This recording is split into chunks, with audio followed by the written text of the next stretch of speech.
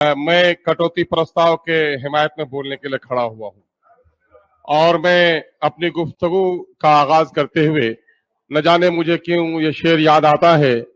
एक दो जख्म नहीं सारा बदन है छलनी, दर्द बेचारा परेशान है कि कहां से उठे। मैं किसकी बात करूं? मैं इस वक्त सत्ता पक्ष और विपक्ष के लोगों ने एक दूसरे को आईना दिखाया है। मैं अपना वक्त बर्बाद नहीं करना चाहता। हेल्थ और एजुकेशन वो बुनियादी जरूरत है जिस पर गंभीरता के साथ एक संवेदनशील और कल्याणकारी सरकार को तवज्जो देनी चाहिए। मैं समझता हूं कि मंत्रिमंडल में सबसे सेहतमंद मंत्री हैं हमारे हेल्थ के, और कोशिश जरूर ये करते रहे होंगे। हॉस्पिटल्स के घर को हम चमकते हुए देख रहे हैं, ये भी मेरी आंखों ने देखा है। लेकिन मैं क्या कहूं डिप्टी स्पीकर महोदय कि जब एम्स में जाना पड़ता है या आईजीएम्स में जाता हूं, पीएमसीएच में जाता हूं, तो वहां बीमारों की तादाद और लाचारों को देखकर बड़ा दर्द होता है। पूरे बिहार की जो स्थिति है, डॉक्टरों की कमी है, एजुकेशन के लिए और हेल्थ के लिए लोगों को बाहर जाना पड़ रहा है। बिहार की गरीबों की राशि बाहर जा रही है। मैं इतना अनुभव शेयर नहीं कर सकता। मैं तो देखता हूं कि गांव में आज भी पेट में बच्चा लिए औरतें मर रही हैं, हॉस्पिटल डॉक्टरों से खाली हैं, नर्सें भी नहीं समय पर जाया करती हैं, और आबादी के अनुपात में डॉक्टरों की और नर्सों की बड़ी कमी है। सरकार को इस पर तवज्जो देनी चाहिए, और बिलखुसूस वो जो इलाके बैकवर्ड हैं, जो इलाके आपदा पीड़ित हैं, सड़क और पुलों से वंचित हैं, उसमें हमारा क्षेत्र आता है सीमांचल का। और सीमांचल की स्थिति महोदय, प्रति व्यक्ति आय कम है, मेलन्यूट्रिशन सबसे ज्यादा वहां पर है। उस इलाके में तवज्जो देने की जरूरत है। चाहे हॉस्पिटल हमारा 94 में बना 22 अनुमंडल महोदय, आज तक इन 28 सालों में भी वहां पर आज तक अनुमंडल का हॉस्पिटल हमारा नहीं बन सका है महोदय। मैं समझता हूं कि मंत्री जी इस पर तवज्जो देने का काम करेंगे। सीमांचल के सारे हॉस्पिटलों का बुरा हाल है, उस पर तवज्जो देने की जरूरत है। जहां तक मैं समझता हूं कि समाज कल्याण का मामला है, तो इनके आंगनबाड़ी की हालत बड़ी खराब है। मंत्री जी को तवज्जो देनी चाहिए।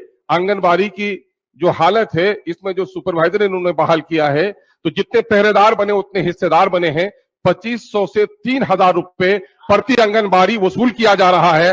और अगर वो हो रहा है तो मंत्री जी को तवज्जो देनी चाहिए। जहेज उत्पीड़न का मामला, आज बेटियां जहेज के लिए तरपाई जा रही है, शौहर छोड़ के दिल्ली में शादी कर लेता है। महिलाओं की तकलीफ को सुनने के लिए कोई समाज का जिम्मेदार खड़ा नहीं है। महिला आयोग को भी इन लोगों ने अब तक गठन नहीं किया। महिला के बारे में सरकार की संवेदनहीनता क्या है, ये दर्शाता है। महोदय, हम पीड़ित हैं सबसे ज्यादा अगर हैं तो हमारा क्षेत्र आपदा पीड़ित है महोदय। एक तो आपदा से पीड़ित है महोदय, समय में पीड़ित मत कीजिए, 2 मिनट का समय दीजिए महोदय। मामला यह है कि सारी घनी नदियां, और मैं समझता हूं कोमल हृदय की है हमारी मंत्री महोदया जो आपदा को देख रही हैं इस वक्त। मैंने आज 1-1.5 साल से जो सरकार बनने के बाद जब सदन में हम लोग आए हैं, पहले फरियाद यही लेकर आए हैं कि जो लोग हमारे महानंदा कनके डोक में कटे हैं, 2000 से ज्यादा लोग विस्थापित हैं, आज तक उनको राशि नहीं मिल पाई। मैं आभारी हूं कि अभी लगभग 75 आदमी को जमीन इन्होंने दिलवाया है। तकरीबन 2000 लोगों को जमीन देने की जरूरत है। आपदा के मामले में हमारी खेतियां बर्बाद हो गई। हमने पढ़ा अभी उनके वक्तव्य में कि जिनको आपदा की वजह से जिनकी खेती नहीं हो पाएगी, ऐसे किसानों को भी मदद की राशि दी जाएगी। लेकिन महोदय, मदद की राशि क्या, जिनकी खेतियां बर्बाद हो गई, जो मर गए, मरने वालों को भी राशि नहीं मिल पाई है महोदय। मैं समझता हूं कि चंदवार के अख्तर और खुशनुमा जो दोनों मर गए, शौहर बीवी, उनके 4-4 बच्चे हैं, और आज तक 3 साल तक आपदा की राशि उनको नहीं मिल पाई है। यही मामला अमोर का है, बायसी का है, हमारा डगरवा का है, और कोचाधामन, बहादुरगंज, ठाकुरगंज, जोकी तक का हमारा जो वो क्षेत्र जो समाहित है पूरे तौर पर आपदा में, उसकी हालत बड़ी खराब है। मैं चाहता हूं कि आपदा पीड़ितों को, मैं कुछ अलग से नहीं मांगता, मुझे 5% कमी दीजिए। मुझे कभी कभी शक होने लगता है कि आपदा के बावजूद भी हमारे माननीय मुख्यमंत्री कहते हैं कि राजकोष पर सबसे पहला अधिकार अगर है तो आपदा पीड़ितों का है। मैं समझता हूं कि हमारे सरकारी जो चाकर हैं, ये कहीं ना कहीं से हमारे माननीय मुख्यमंत्री के इस आशा को जमीन पर आने नहीं दे रहे हैं। मैं आपसे निवेदन करता हूं महोदय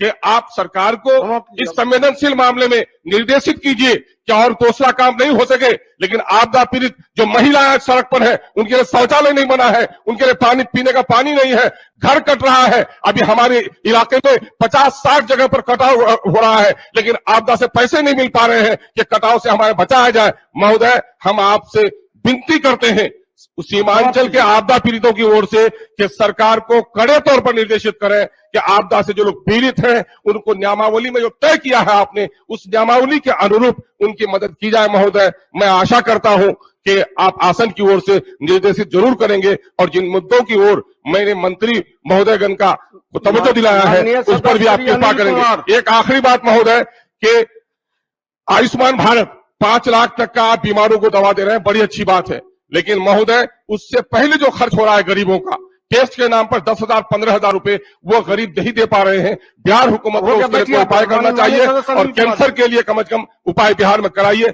हम आपसे निवेदन करते हैं। और यह आखिर बात कि महंगाई में महोदय